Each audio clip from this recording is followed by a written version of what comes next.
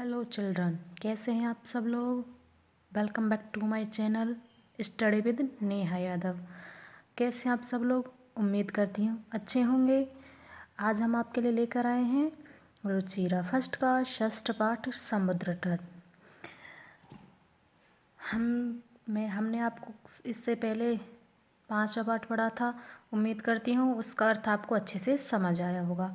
और अब हम चलते हैं षष्ठ पाठ समुद्र तट की ओर। देखो बच्चों, ये शहर समुद्र तट है। यह एक समुद्र का तट है। अत्र जनः पर्यटनाय आगच्छति। अत्र यहाँ पर जनः सभी लोग पर्यटन घूमने के लिए आगच्छति आते हैं। यहाँ पर सभी लोग घूमने के लिए आते हैं। केचन तरंगे क्रीडन्ति ही। केचन कुछ लोग तरंगों से खेल रहे हैं।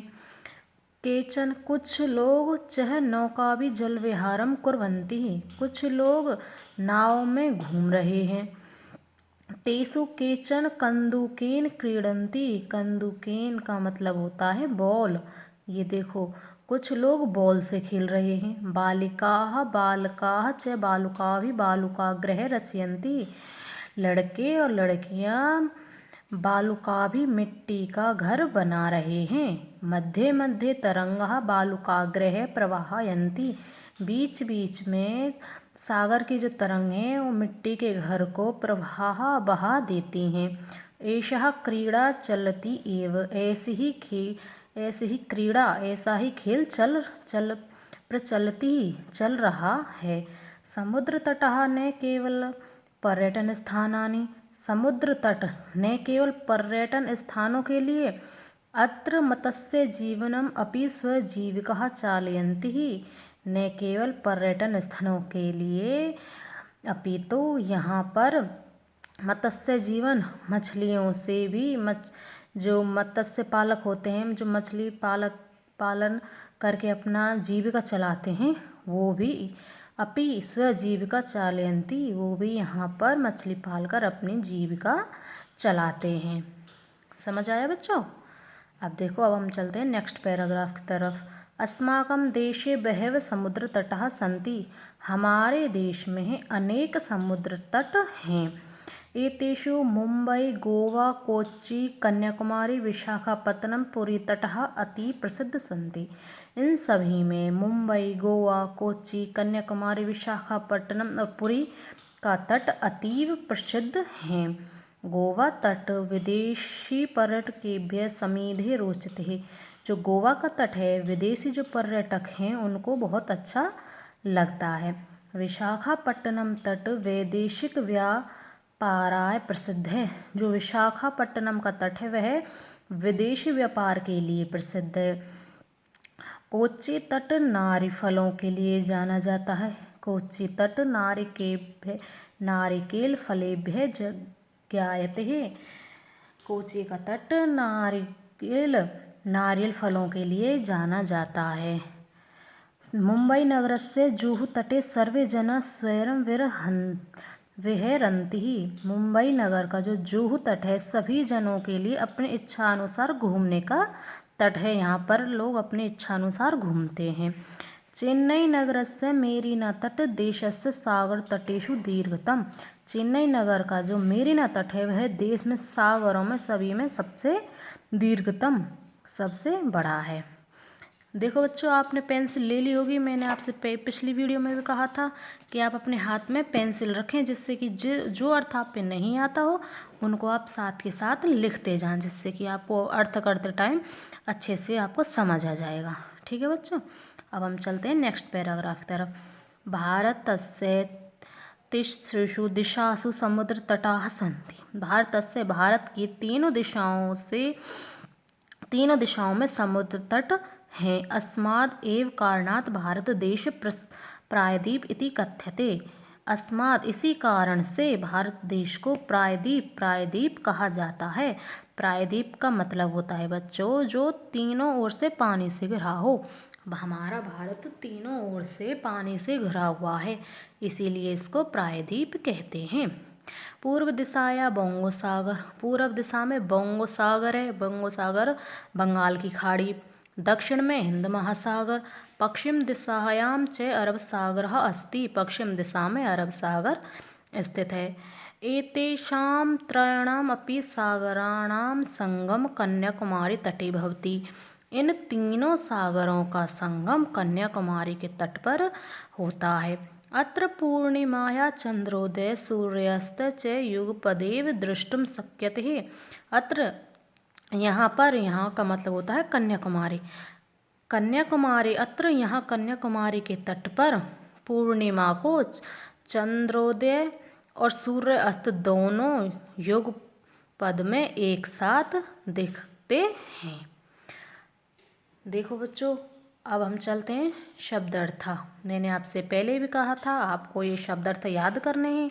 अगर आप इन शब्दार्थों को याद करोगे तो आप इसका अर्थ बहुत ही अच्छे से कर पाओगे और आप इन क्वेश्चन आंसरों को भी बहुत ही अच्छे से कर पाओगे। देखो बच्चों, मैं फिर से कह रही हूँ, संस्कृत बहुत आसान है, बस थोड़ी सी रिवीजन की ज़रूरत है। आप बार बार थोड़ा सा रिवीजन करना, आपको संस्कृत बहुत ही अच्छे से समझ आ जाएगी।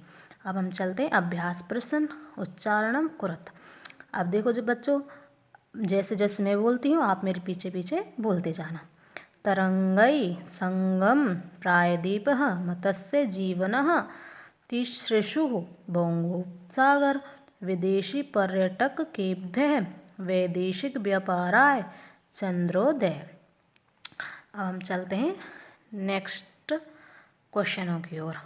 अधोलिखितानां प्रश्नानाम् उत्तरं लिखत। हमको इनके उत्तर देने हैं। जनाः काभिः जलविहारं कुर्वन्ति। जनाः नौकाभिः जलविहारं कुर्वन्ति। लोग कैसे घूम रहे थे? नाव में, नौका भी नाव में। ठीक है। भारतस्य दीर्घतम समुद्र तट कः? चेन्नई नगरस्य मेरीना तट भारतस्य दीर्घतम समुद्र तट अस्ति। ठीक है। जनाः कुत्र स्वैरं विहरन्ति? मुंबई नगरस्य जुहू तटे जनाः स्वैरः विहरन्ति। अब देखो बच्चों, बालकाः बालुकाभिः किं रचयन्ति? बालकाः बालुकाभिः बालुकागृहं रचयन्ति। कोच्चि तट केभ्यः ज्ञायते? कोच्चि तट नारिकेलफलेभ्यः ज्ञायते। जो कोच्चि का जो तट है वह नारियल फलों के लिए जाना जाता है। अब हम चलते हैं। देखो बच्चों, ये रहे कुछ क्वेश्चन। मंजूषा यहाँ पर दी हुई है। मंजूषायात पदानि चित्वा रिक्त स्थानानि पूरयत। हमको यहाँ पर ये रिक्त स्थान की पूर्ति करनी है। कन्याकुमारी तटे त्रयाणां सागराणां संगम भवति, तो यहाँ पे आ जाएगा संगम। भारत देश प्रायद्वीप इति कथ्यते, भारत देश को प्रायद्वीप कहा जाता है। जनाः समुद्र तटं पर्यटनाय आगच्छति। सभी लोग समुद्र तट पर पर्यटन के लिए, घूमने के लिए आते हैं। बालकेभ्यः क्रीडा रोचते, बालकों को खेल अच्छा लगता है।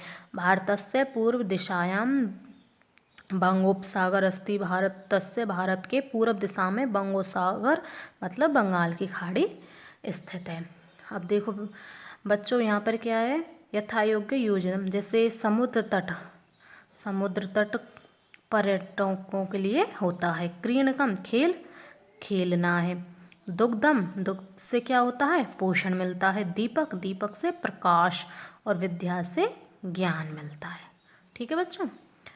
अब चलते हैं तृतीया विभक्ति प्रयोगेन रिक्त स्थानानि पूरयत। यहाँ पर हमको तृतीया विभक्ति का प्रयोग करना। देखो बेटा, व्योम मित्रेण सह गच्छति, व्योम मित्र के साथ जाता है। बालकाः बालकाभिः सह पठन्ति, बालक सभी बालकों के साथ ही पढ़ते हैं। देखो बेटा, यहाँ पे क्या है? ये है बहुवचन, तो यहाँ पर भी ये बहुवचन का है। ठीक है। तड़ाग है कमलै विभाति ही, हेमपि कंदुकेन लेखामि, यहाँ पे है ये तृतीय विभक्ति का एक वचन। ठीक है। अश्वः अश्वहि सह धावन्ति ही, ये बहुवचन, क्योंकि यहाँ पर है क्रिया बहुवचन की, तो इस यहाँ पर भी बहुवचन, तृतीया का बहुवचन। मृगः मृगै सह चरन्ति ही, मृगः जो मृगों के साथ ही चरते हैं, ये क्रिया बहुवचन की, तृतीया बहुवचन की, और ये भी तृतीय बहुवचन का। ठीक है बेटू, समझ आया। अब हम चलते हैं, देखो अधोलिखितम वृत्तचित्र पश्यत है, उदाहरण अनुसारेण कोष्ठकगतिः शब्दैः उचित वाक्यानि रचयत। यहाँ पर हमको उचित वाक्यों की रचना करनी है। देखो बेटा, यहाँ पर हमको वो तृतीय विभक्ति का प्रयोग करना है। ठीक है, तृतीय विभक्ति का प्रयोग करके हमको इनके शब्द बनाने हैं। तो देखो अब हम शुरू करते हैं। देखो, रहीम मित्रेण सह क्रीडति। रहीम द्विचक्रिकया, द्विचक्रिका, देखो बेटा ये तो होता है पुल्लिंग में, पुल्लिंग में तो आ जाएगा मित्रेण, और द्विचक्रिका ये होती है साइकिल स्त्रीलिंग में। तो स्त्रीलिंग में तृतीय विभक्ति का जो एक वचन है वो आएगा द्विचक्रिकयाः। आपणं गच्छति, रहीम कलमेन पत्रं लिखति, रहीम हस्तेन कन्दुकं क्षिपति, रहीम नौकया जलविहारं करोति, ये भी स्त्रीलिंग में है। ठीक है बेटा। रहीम चषकेन जलम पिबति, ये है पुल्लिंग में। रहीम तूलिकया चित्रम रचयति, ये स्त्रीलिंग में है, इसलिए यहाँ पर तूलिकया आया है। ठीक है। रहीम वायुयानेन है आगच्छत, है का मतलब बीता हुआ कल, वायुयान से कल आया। तो देखो जहाँ जहाँ पर ये लगा हुआ है कमलेन हस्तेन, ये तो होता है पुल्लिंग का बहुवचन, पुल्लिंग का तृतीय विभक्ति में पुल्लिंग का। और जो यहाँ ये नौकायः तूलिकायः ये होते हैं तृतीय विभक्ति में स्त्रीलिंग में। ठीक है बेटा। अब हम चलते हैं नेक्स्ट क्वेश्चन की तरफ। कोष्टकात् उचित पद प्रयोगेन रिक्त स्थानानि पूरयत, पूरी करना है हमको। देखो, धनिक निर्धनाय धन ददाति, धनिक व्यक्ति निर्धनाय निर्धन व्यक्ति को धन देता है, निर्धनाय निर्धन व्यक्ति को। बाल है पठनाय विद्यालय में गच्छति, बालक पढ़ने के लिए, पठनाय पढ़ने के लिए विद्यालय को जाते हैं। सज्जनः परोपकाराय जीवन्ति, सज्जन परोपकार के लिए ही जीते हैं। प्रधानाचार्य छात्रेभ्यः परितोषित यच्छति, शिक्षकाः नमः, शिक्षकों के लिए नमः। देखो बेटा, जहाँ पर भी ये आपको लगता है ना निर्धनाय पठनाय परोपकाराय, तो इनका मतलब होता है ये है चतुर्थी विभक्ति। ठीक है, इनका मतलब चतुर्थी विभक्ति, और इनका प्रयोग जो होता है जैसे निर्धन के लिए, पढ़ने के लिए, परोपकार के लिए, शिक्षकों के लिए। आपको समझ आया बेटा। देखो अब आज का ये जो चैप्टर था हमारा वो कंप्लीट हो चुका है। अगर आपको मेरा वीडियो अच्छा लगा हो तो लाइक करें, सब्सक्राइब करें, शेयर करें और कमेंट करें। देखो बच्चों, मैं बहुत मेहनत से वीडियो बना रही हूँ और मैं आपको बहुत ही अच्छे से समझा भी रही हूँ, तो आप पढ़ना इसको बार बार, आपको ये समझ आ जाएगा। अगला पाठ हम अगली वीडियो में पढ़ेंगे। तब तक के लिए धन्यवाद, थैंक यू, शुक्रिया। और आपको इस पाठ का अर्थ करते रहना है, तभी आप इनका अर्थ कर पाओगे। ठीक है बेटा, थैंक यू।